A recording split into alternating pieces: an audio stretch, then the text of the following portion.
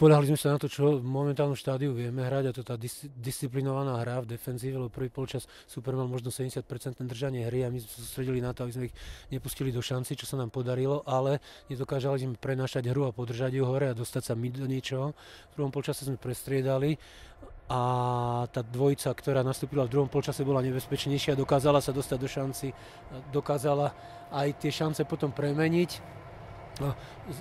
Chvíľu sme potom mali aj hernú prevahu, ale zase musím povedať, že medzi tými súťažami je rozdiel práve v nasadení hráčov a v tej agresivite pri práci s loptou, a preto je to pre nás veľmi dôležitý zápas, že videli tí hráči, že nedá sa hrať tak, že mám dostatok času, a v tom Mikuláš veľmi príkladne napádal, veľmi dobre bránil. Si myslím, že sú na dobrej ceste a ja pevne verím, aj držím palce, že sa vyhnú baráži.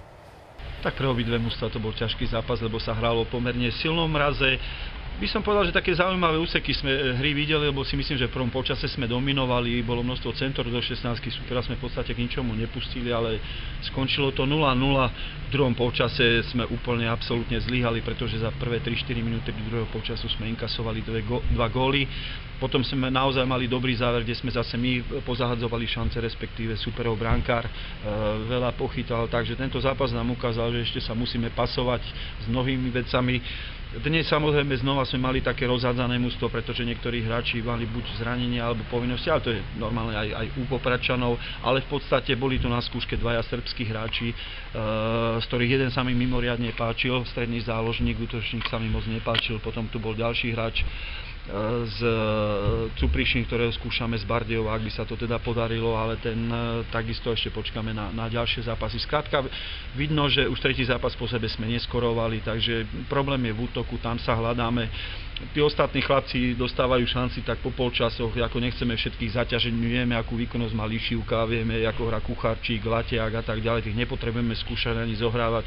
Jednoducho hľadáme nejaké nové typy, zdravé typy hráčov. Sme radi, že v doraste sme našli napríklad takého zabudnutého, by som povedal, Šimuna, ktorý sa zrazu všetkým páči a v doraste o ňom nikto nevedel. Ale zase dneska sme zobrali ďalšieho dorastenca a po 15 minútach išiel dole, lebo nezabral. Jednoducho hráme sa s tým naozaj s najlepším vedomím, svedomím, diskutujeme,